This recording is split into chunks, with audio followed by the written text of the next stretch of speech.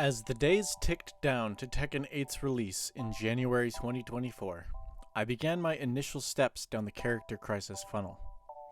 I was very happy to see a lot of my favorites return from Tekken 7, like Jin, Law, Lee, Fang, and many others, all of whom I was debating playing at launch. I was disappointed, however, that neither Heihachi nor Miguel were going to be in the game.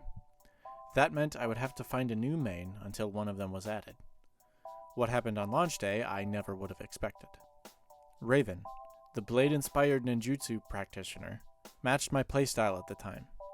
Between my newfangled obsession with mix-up and pressure, I loved my initial few matches with him. I knew instantly that the character and I were a great fit, and I couldn't wait to put in some time with him. Of course, knowing what I know now, this would only last a little while.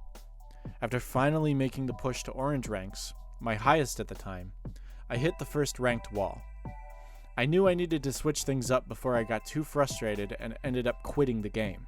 This led to me switching to Feng, then Brian, then Jin, then Law, then Kazuya, then trying to learn all the Mishimas, then going back to Raven, then going back to Brian, trying to learn the Mishimas again, then back to Brian, then back to Raven, then back to Brian, then Heihachi came out. I loved playing him, then he felt too hard for me, so I went back to Raven, then back to Brian, then played more Kazuya, then finally landing me to now, after my friend told me to just go back and play Brian, and my girlfriend encouraged me to follow my friend's advice, but now I'm going back to Raven to really dedicate my time to playing him come year 2 and try to bring him as high in the rankings as I can.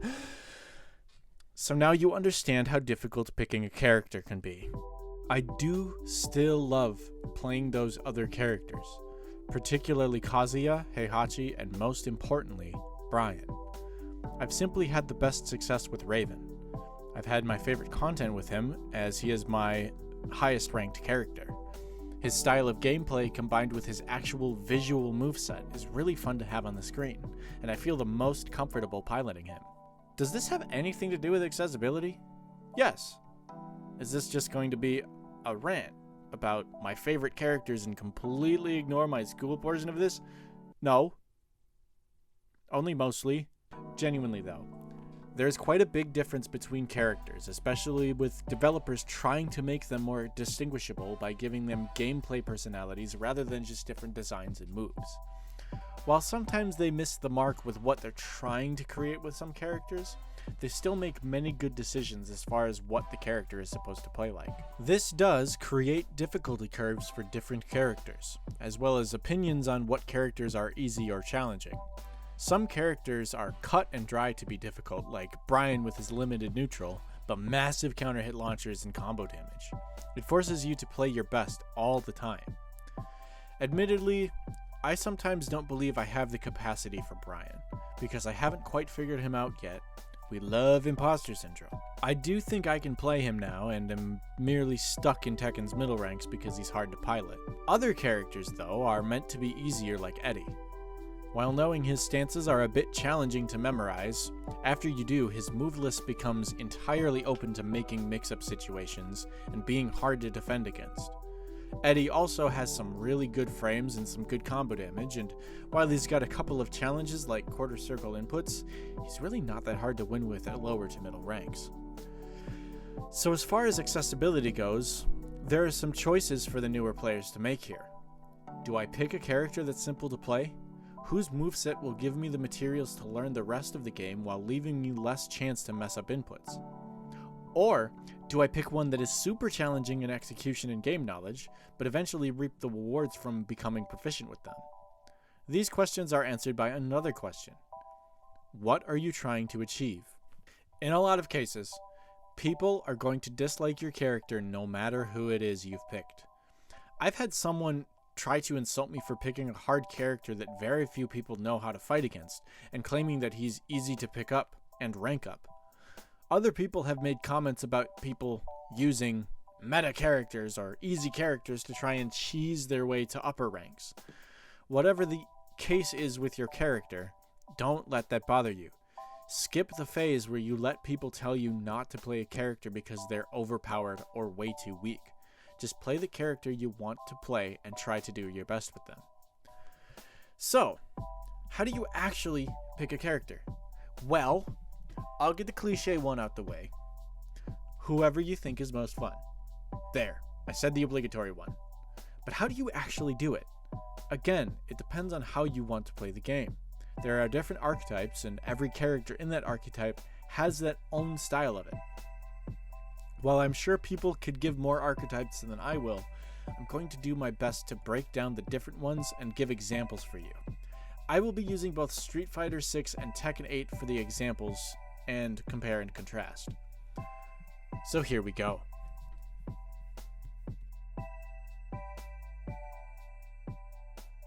The hero archetype tends to be the characters with the most standard style of play.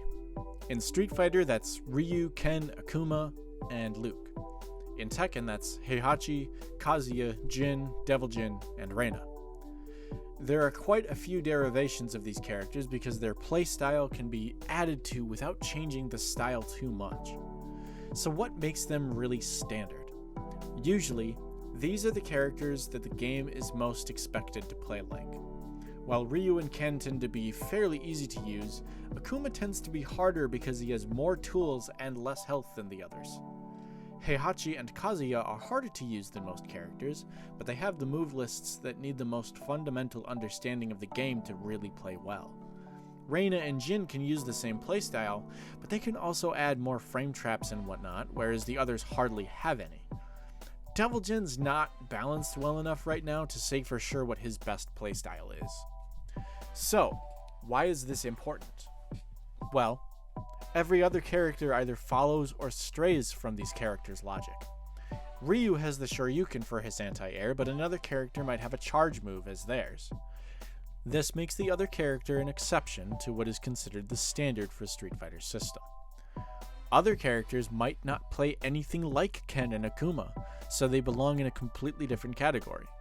I would recommend the Street Fighter standard characters to beginners, but I would suggest you shy away from the Mishimas in Tekken, unlike me.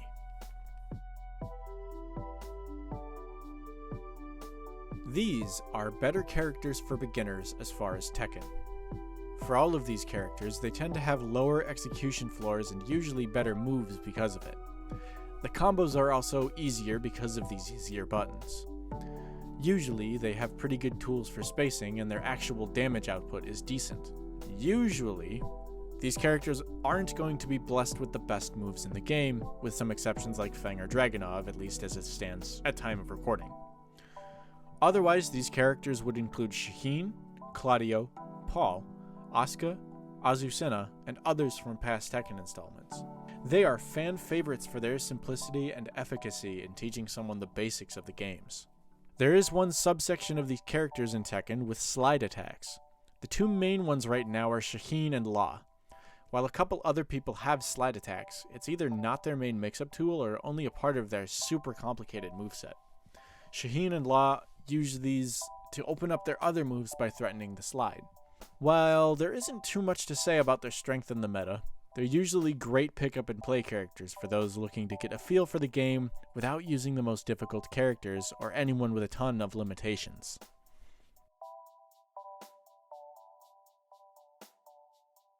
These characters tend to be quite difficult without being Mishimas or zoners. In Street Fighter 6, Blanca, Honda, and Lily are examples. In Tekken 8, the Bears, Zafina, and Brian, to name a few. There isn't a whole lot to say about these characters because they're as offbeat from each other as they are from the other characters in the game. Yes, your fundamentals need to be solid to play them, but there is so much more to think about with them. Most of the reason that they are this offbeat type of character is because of their limitation. These limitations tend to include either a massive move list, which often creates murky waters as far as what moves are actually useful and what moves are just filler. Other limitations could be a lack of neutral moves. Brian, as an example, has almost no neutral moves that he can really use to really effectively get in, which is why he needs to use his long-range, mid-hitting nuclear counterattacks to really get his offense going. Especially once he gets to the wall, since he has some of the best corner carry and wall carry in the game. This also means that you can be a two-touch character with Brian. However, his executions and game plan make him very offbeat from the rest of the cast. This is my favorite character archetype because it introduces psychology in a whole new way for people getting into fighting games. A lot of people complain about all of Tekken 8 being like this, but these characters specialize in creating 50-50 situations with multiple layers of 50-50s. Oftentimes, characters like this tend to have many different setup-based offenses, either by insisting on a move from a stance until the opponent opens up other options, or purely being hard to predict. Usually, the basic setup is to put an opponent in a situation, use a move to see their defense, then try to make them guess whether you'll repeat it or go a different direction. These characters also tend to be quite annoying to fight against, so a lot of people tend to use flowcharts to set up offense, because they typically are really effective. The one problem with this archetype is that they are not beginner friendly. DJ from SF6 is a charged character, which means some moves need to be charged by holding a direction before they're available. This also means that you basically need to be charging most of the time to prepare for jump-ins and to throw projectiles when needed.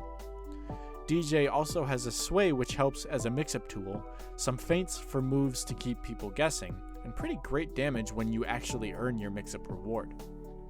In Tekken 8, one of the best examples is Hwoarang, who uses his stance to create a ton of flowing moves that can trap and confuse an opponent. His style consists of constant movement, a super unique amount of game knowledge needed, and some pretty difficult executions. The other is my main in Tekken 8, Raven. He is more of a conditioning style, where his stances flow less, but that creates a mental freeze in opponents to try and guess what the next move is.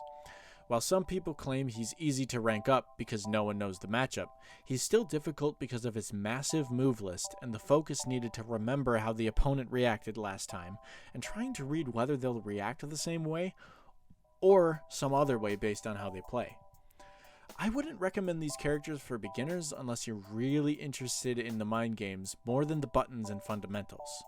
These characters do have a higher barrier of entry, but I will not tell a beginner not to go with who they think would best suit them. As a Raven main who started Tekken 8 in a beginner level, I will say I learned way more about this game than I would have had I played a fundamental character or a Mishima. This is a lot of people's least favorite type of character in SF6. JP and Guile are the two main ones. These characters rely on keeping pressure through projectiles and keeping distance from you. JP is the best example of that, and most of the SF community despises playing against him because of his non-stop projectile flowcharts. However, these characters are quite difficult to pick up because you have to understand projectile psychology. When will the opponent jump? When will they parry? Should I throw a projectile now or mix up the timing so my opponent parries or jumps early or late? These are among the many questions a zoner keeps in their head. I would also not recommend these characters to a raw beginner because they tend to be really hard to execute with and can be overwhelming. It's so satisfying when you work out how to do that stuff, and rewards are higher when you can learn to keep your distance and avoid taking damage from up close. Again, no hate if a beginner wants to start with those characters. Just know that you should dedicate your time to learning that character so you can learn how to beat every other character. The last archetype I'll touch on in this video. These characters do a lot of damage and can be really scary in the right hands. Beginners tend to use these characters because of the damage they deal and are not really prepared for once people know how to avoid them, since they usually are pretty slow and don't have particularly great neutral. For SF6, the main one everyone thinks of is Zangief, one of the professional wrestling characters in Street Fighter. He is known for the screw pile driver, quite a difficult input on classic controls. He also moves very slow and his normals are usually not great. I've been out of the SF balance loop for a while, so don't come at me if his normals are fantastic right now. But grapplers tend to be balanced pretty weak until you get in close. For Tekken 8, arguably the most famous grappler in all fighting games, King. King has the biggest move list in the entire franchise and has some insane execution and memorization to even begin to use his chain grabs. He's been greatly buffed in this installment, but until you get into higher ranks, most King players tend to play the game the same, and pretty suboptimally at that. Grapplers may be some of the hardest characters to play in fighting games, and I'm not one who plays them, so I can't speak much on whether a beginner should use them. As fighting games implement more beginner-friendly and assisting controls, they can be easier to use. But one last time, it's not my place to say whether they should be used by beginners or not. So what does all this mean in the end? Out of all of this, how does a beginner choose? Well, they really need to know what they like. As fighting games continue to become more diverse in their character styles, visuals, and gameplay mechanics. If you want to play a mix-up character, play them. If you want to play an easy character and win, play them. Most importantly, don't let anyone tell you not to play a character just because they don't like fighting against them. If you want to play Jin or Ryu or Dragunov or JP, go ahead and play them. They are there for that reason. My last video in this series is going to be a reflection on my up-and-coming skills from being that beginner in Tekken 7, my self-discovery in Street Fighter 6, and my final destination moving forward in Tekken 8. Thanks for joining me, friends, and I will see you soon.